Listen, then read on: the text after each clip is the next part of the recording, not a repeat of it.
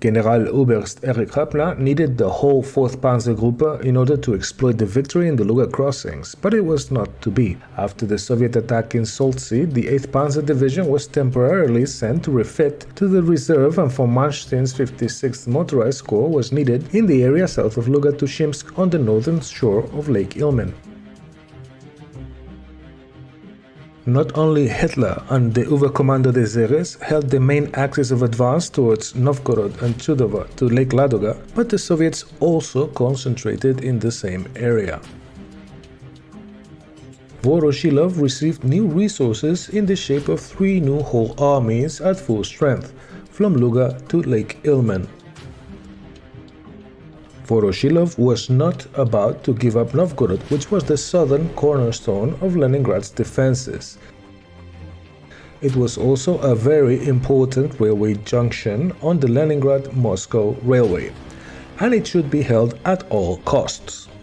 This railway continued north all the way to Murmansk, where the very important Lend-Lease supplies would travel from the Western Allies. On the German side, the divisions were shifted within Army Group North's front and concentrated on the way to Novgorod. Southwest of Shimsk, the 1st Army Corps under General der Infanterie Kuno Hans von Both cramped the 11th and 21st Infantry Divisions, reinforced by the 659th and the 666th Assault Gun Battalions, as well as several artillery battalions on a 16-kilometer or 10-mile front. Von Both had the task of capturing Novgorod, and he had the help of the 8th Air Corps under Generalmajor Wolfram von Richthofen's command. The whole operation was the responsibility of the 16th Army, commanded by Generaloberst Ernst Busch, who, unlike Hoppner, did not want to give up air support and decided to wait for the good weather. So the offensive was postponed from the 6th of August until the 10th, when the heavy rains ceased. The terrain was mainly a swamp, crisscrossed by many streams and especially difficult, even for infantry after the strong rains of the previous days. Moreover, it had been fortified in the weeks after the Battle of Soltsi, and it was a virtual fortress with minefields, bunkers, pillboxes, machine gun nests and mortar positions. General der Infanterie Otto Sponheimer's 21st Infantry Division and the reinforced 424th Infantry Regiment, detached from the 126th Infantry Division and led by Oberst Harry Hopp, acted as the spearhead to penetrate a very heavily fortified Soviet defensive position on the main road to Novgorod. So, at 0400 hours, the offensive was launched, with the Luftwaffe and the Stukas dropping bombs at low altitude on every fortified position they could identify. The 11th and 21st Infantry Divisions led the way on the attack on Shimsk on the southwestern shore of Lake Ilmen. After the Luftwaffe and the artillery barrage stopped, the German sappers cleared the minefields and a pontoon bridge was laid by the pioneers on the Mshaga River. At the end of the day, the Germans had established a bridgehead of 5 miles or 8 kilometers in depth after the capture of Mshaga. Nevertheless, the Oberkommando des Heeres was not happy, since the German High Command already started to realize what the Soviet Colossus was really like. In General Halder's own words, I quote his diary, the 11th of August. The results of the first day of the offensive were very insignificant. On the fronts not involved in the offensive movement reigns the quiet of exhaustion. What we are now doing is the last desperate attempt to prevent our front line becoming frozen in position warfare. The High Command is greatly handicapped in its capability for modifying the situation, as the army groups are separated by natural obstacles such as marshes. Our last reserves have been committed. Any regrouping now is merely a shifting of forces on the baseline within individual army group sectors. Now, this takes time and consumes the energy of men and machines. The upshot is impatience on the part of the High Command and an increasing tendency to interfere in trivial details. My efforts to minimize this sort of meddling, unfortunately, have not always been successful. The whole situation makes it increasingly plain that we have underestimated the Russian colossus, who consistently prepared for war with that utterly ruthless determination so characteristic of totalitarian states. How they should know, since Nazi Germany was also a totalitarian state.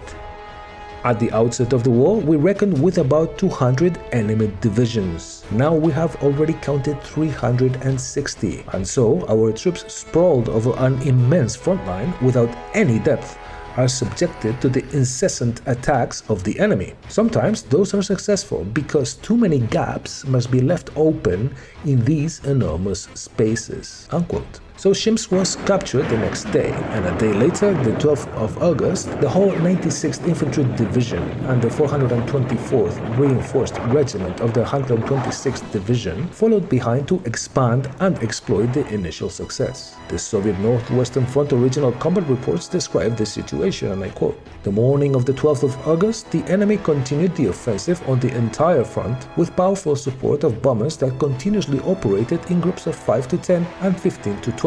They bombed troops, headquarters and the rear guard through the entire depth of the army. The 70th Rifle Division could not stand the enemy attack and by the end of the day found itself in a semi-encirclement, and so it retreated." Unquote.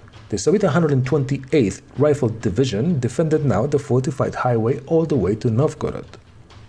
Fortune was indeed on the German side, since they captured a detailed plan of the Soviet 128th Rifle Division fortifications. General der Infanterie Otto Sponheimer was pleasantly surprised, as he received the plans and a prisoner sent by the 45th Infantry Regiment. A sapper officer, born in Karelia, Finland, who hated the Bolsheviks, offered to show the Germans a secret location in the forest where he kept a detailed plan of the 128th Rifle Division's defense positions, complete with minefields, bunkers, etc. along the whole line of the river Veronda. The German lieutenant feared an ambush, but he was all the more surprised when they safely fetched the bag hidden under a large rock in the forest. It detailed the defenses along the Veronda River, as well as the complete defense plan for the important city of Novgorod, the German main objective in this offensive. The Germans could not believe their luck. This newly acquired intelligence was put to good use, and 24 hours later, on the 13th of August, the Soviet front collapsed as the sappers of the 11th and 21st Infantry Divisions cleared the minefields and the 88mm flak guns destroyed the pillboxes one by one as they were marked in the captured Soviet defense plan. The original Soviet combat reports for this day emphasize the importance of the Luftwaffe attacks. And I quote, "Enemy aircraft intensified their strikes on the 48th Army. In groups of up to 15 aircraft, they continuously bombed and strafed the troops, the headquarters, the rear guard and the supply convoys. During the day, 829 sorties were registered on the Northwestern Front, the vast majority of the 48th Army." Unquote. So, 4 days after launching the offensive on the 14th of August, the 21st Infantry Division reached the Novgorod-Luga Highway, and the engineers from the 11th Division blew up the bridge on the road, cutting off communications with the Soviet defenders on the Luga Line. The Germans quickly encroached the city of Novgorod from the south with far fewer casualties than they had anticipated. The city of Novgorod was not only important from a military point of view, it was a political, a cultural and spiritual symbol. One of the oldest Russian settlements, if not the oldest, founded by Rurik the Conqueror, the Varangian or Viking founder of the Kievan Rus, and the first royal line in Russian lands. Thanks to the fur and the salt trade, it was wealthy as part of the Germanic Hanseatic League, when it was known as Novgorod the Golden, and for that it was sacked multiple times, even once by Ivan the Terrible, who slaughtered and deported its citizens. It was a proud city with a 1,000-year-old history, 47 magnificent churches and a famous fortress or Kremlin. The original Soviet combat reports attest to the importance of Novgorod, and I quote, "By decision of the Military Council of the 48th Army, Division Commander Koropnikov is appointed head of defense of the Novgorod and Battalion Commissar Petrov as his military commissar. The head of defense was tasked with defending the city to the last man." Unquote. The headquarters of the 48th Army was located in the monastery in Novgorod itself. At 17:30 hours, von Richthofen unleashed the 8th Air Corps on Novgorod. In only 20 minutes, the main defensive positions had been suppressed and the city was in flames. 3 German infantry regiments, 2 from the 21st Infantry Division and 1 from the 126th Infantry Division, launched the assault as Soviet machine guns and mortars fired on the attackers. The Soviet commissars, pistol in hand, shouted, "To the last man! To the last man!" And so it was, as at 0700 hours on the 16th of August, the Germans hoisted the swastika over the Novgorod Kremlin. The reinforced 424th Infantry Regiment, detached from the 126th Infantry Division and led by Oberst Harry Hopp, had stormed the fortifications and captured the fortress. The Germans left 2 regiments to continue the fight for the eastern part of Novgorod, which lasted for days. Field Marshal Shaposhnikov, chief of the General Staff of the Red Army, ordered after the fall of the Novgorod Kremlin the following: the city of Novgorod not to surrender and to hold on to the last soldier. The original Soviet combat reports give us a grim picture of the state of the 48th Army, and I quote, "The location of the troops, their condition, the actual state of communications and command and control in no way provided the possibility of counter-attacking the enemy on the way to Chudovo and Leningrad. The 48th Army headquarters did not have any tangible forces to counter the enemy's blows." Unquote. So, Shaposhnikov actually sent reinforcements, the newly formed 291st Rifle Division to the front line on the Volkhov River, the 305th and the 311th Rifle Divisions to help the remaining Soviet forces defending the eastern part of Novgorod. The survivors of the Soviet 28th Tank Division, led by Polkovnik or Colonel Chernyakhovsky, and the 1st Mounted Rifle Brigade formed by Soviet mountaineers from Leningrad, fought the Germans for the ruins of the city. The 18th of August, a Soviet counterattack with heavy tank support completely encircled the 3rd Regiment of the German 21st Division, but strong support by the Luftwaffe and a determined defense decimated Soviet attackers. The battle lasted until the 19th of August and the Germans expelled the Soviets from the city. But the Red Army, reinforced by new divisions sent by Marshal Shaposhnikov, tried to recapture the city the following weeks. Alexander Konstantinovich Pankratov was a junior political instructor of a tank company of the 125th Tank Regiment of the 28th Tank Division, led by Polkovnik Ivan Danilovich Chernyakhovsky.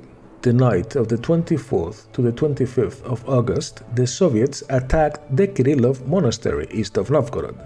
The commander of the Soviet 125th Tank Company was killed and the attack was halted. Then, junior political officer Pankratov crawled to the German machine gun nest firing on the attacking Soviets. Pankratov threw all of his grenades but could not neutralize the Germans. So Pankratov decided to put himself between the machine gun and his attacking comrades. He sacrificed his life for the few precious seconds necessary for his comrades to storm the German position and recapture the high ground on the Kirillov Monastery. The Germans would recapture the monastery later on, and it was used as a strong point and even a cemetery for fallen Spanish soldiers from the Blue Division in 1942. Pankratov was the first of an estimated number of 300 Red Army soldiers who would later sacrifice their lives in a similar way. He was awarded the title of Hero of the Soviet Union posthumously.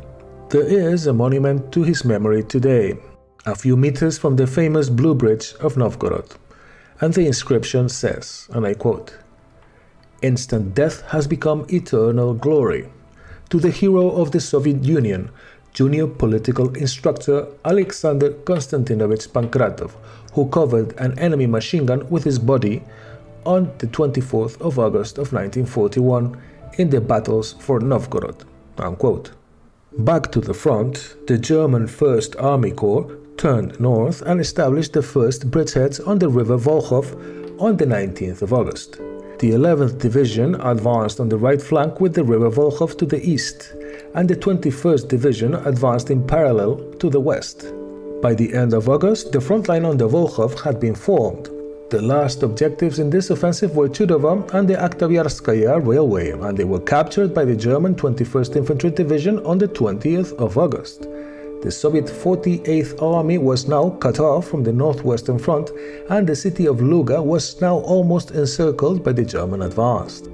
Faced with these disasters, the 23rd of August, Voroshilov subordinated the 48th Army to the northern front so that it could better coordinate its actions with other forces defending Leningrad. And so we reached the end of the episode. I hope that today was the day that I earned your subscription or at least a like, and that is vital for this channel because it's the only way that YouTube would recommend these videos.